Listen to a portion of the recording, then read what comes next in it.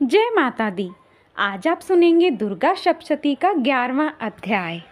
माता रानी की कृपा आप सब पर बनी रहे, इसलिए वीडियो को एक लाइक जरूर करें और कमेंट बॉक्स में जय माता दी जरूर लिखें। माँ दुर्गा के छठे स्वरूप को कात्यायनी कहते हैं। कात्यायनी महर्षि कात्यायन की कठिन तपस्या से प्रसन्न होकर उनकी इच्छा के अनुसार उनके यहाँ पुत्री के रूप में पैदा हुई थी। महर्षि कात्यायन ने सर्वप्रथम इनकी पूजा की थी, इसलिए ये कात्यायनी के नाम से प्रसिद्ध हुई। माँ कात्यायनी अमोघ फलदायिनी है। दुर्गा पूजा के छठे दिन इनके स्वरूप की पूजा की जाती है। इस दिन साधक का मन आज्ञा चक्र में स्थित रहता है। योग साधना में इस आज्ञा चक्र का अत्यंत ही महत्वपूर्ण स्थान है। इस चक्र में स्थित मन वाला साधक माँ कात्यायनी के चरणों में अपना सब कुछ न्यौछावर कर देता है। भक्त को सहज भाव से माँ कात्यायनी के दर्शन प्राप्त हो जाते हैं।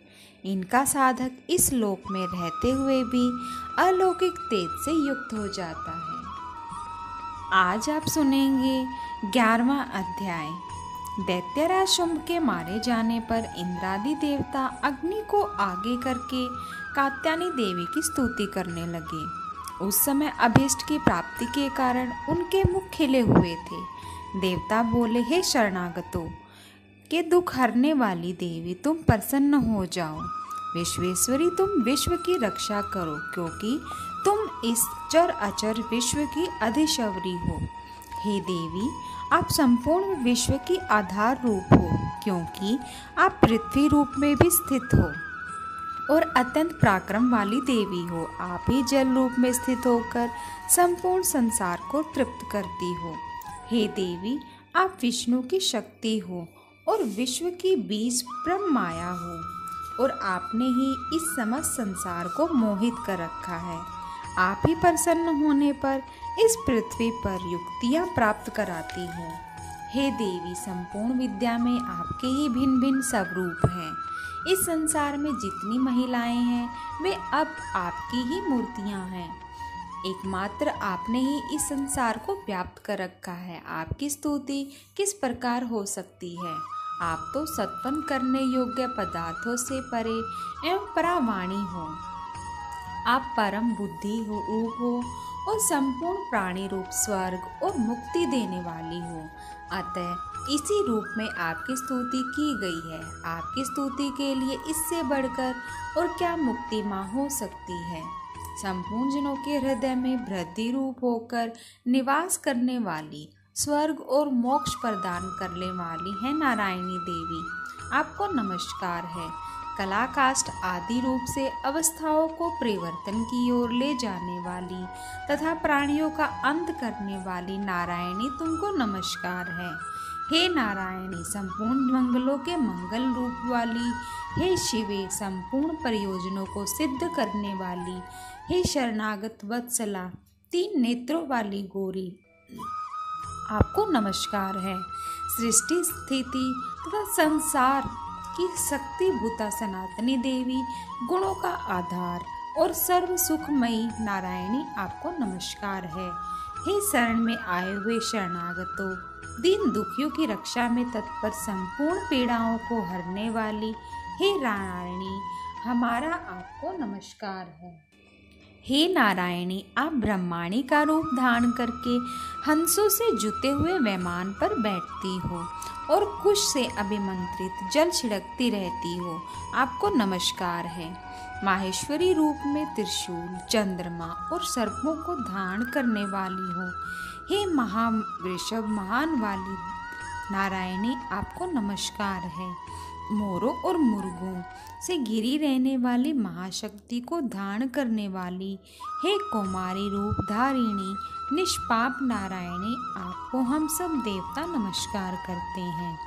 हे शंख चक्र गदा और शांग धनुष धारण करने वाली वैष्णवी शक्ति रूपा नारायणी, आप हम पर प्रसन्न हो जाओ, आपको नमस्कार है।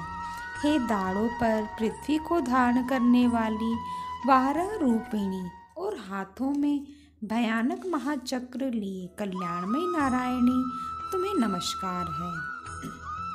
हे उग्र नरसिंह रूपों से दैत्यों को मारने वाली, त्रिभुवन की रक्षा में संलग्न रहने वाली नारायणी, आपको हम नमस्कार करते हैं। मस्तक पर मुकुट और हाथ में महावज्र धारण करने वाली, सहस्त्र नेत्रों के कारण उज्ज्वल, वृषासुर के प्राण हरने वाली, इंद्र की शक्ति, हे नारायणी, हम आपको नमस्कार करते हैं। हे शिवदूती स्वरूप से दैत्यों के महामत को नष्ट करने वाली, हे भयंकर रूप वाली, हे महाशब्द करने वाली नारायणी, हम आपको नमस्कार करते हैं। दाढ़ों के कारण विकराल मुख वाली, मुंडमाला से विभूषित मुंडवर्दिनी महादेवी, आपको हम सब देवता नमस्कार करते हैं। हे लक्ष्मी लज्जा महाविद्या, श्रद्धा पुष्टि स्वधा, ध्रुवा महारात्रि और महाविद्या रूपा नारायणी, आपको हम सब नमस्कार करते हैं। हे मेधा सरस्वती, सर्वोत्कृष्ट ऐश्वर्य रूपिणी, पार्वती महाकाली और ईश रूपिणी नारायणी, हम आपको नमस्कार करते हैं।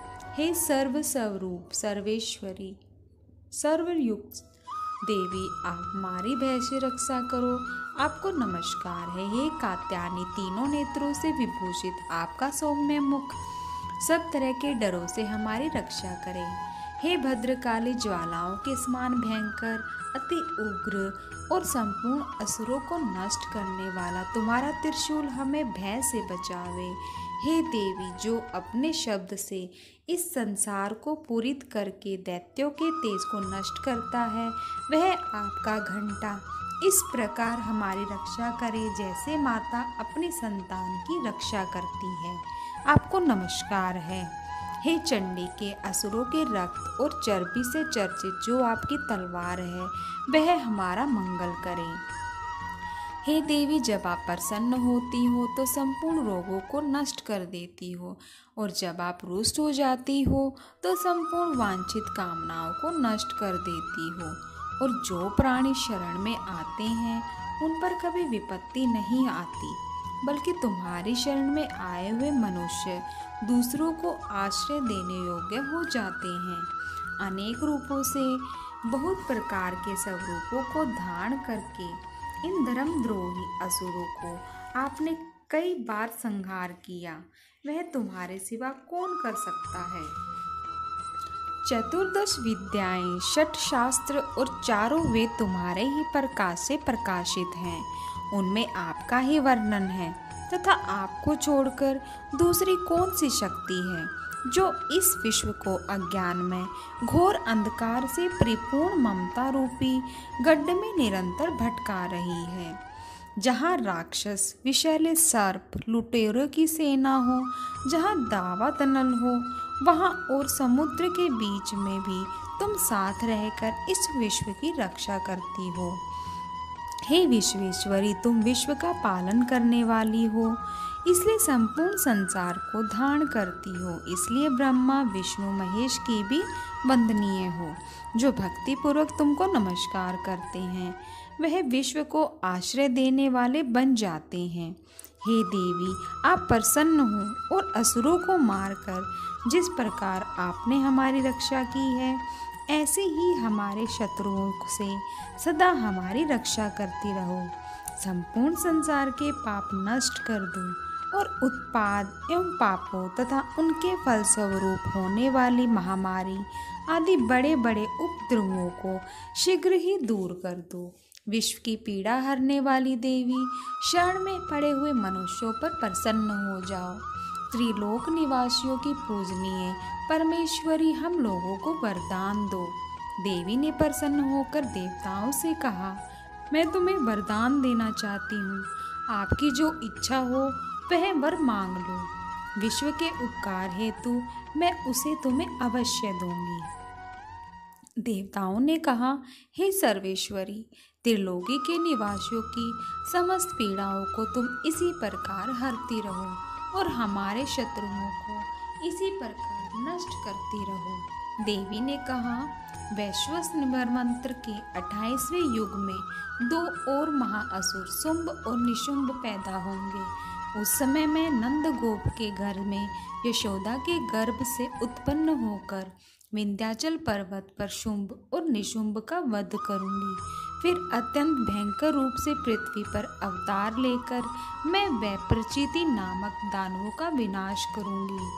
उन भयंकर महाअसुरों का भक्षण करते समय मेरे दांत अनार के पुष्प के समान लाल होंगे। इसके बाद देवता स्वर्ग में और मनुष्य पृथ्वी पर मेरी स्तुति करते हुए मुझे रथदंतिका कहेंगे। इसके बाद जब 100 वर्षों तक वर्षा नहीं होगी और पानी का अभाव हो जाएगा तो मैं ऋषियों की स्तुति करने पर आयोनिजा रूप में प्रकट होंगी। तब अपने 100 नेत्रों से ऋषियों की ओर देखूंगी। तब मनुष्य शताक्षी नाम से मेरा कीर्तन करेंगे। उसी समय मैं अपने शरीर से उत्पन्न हुए प्राणों की रक्षा करने वाले शाकों द्वारा सब प्राणियों का पालन करूंगी और जब तक वर्षा नहीं होगी तब तक वे शाक ही सबके प्राणों की रक्षा करेंगी।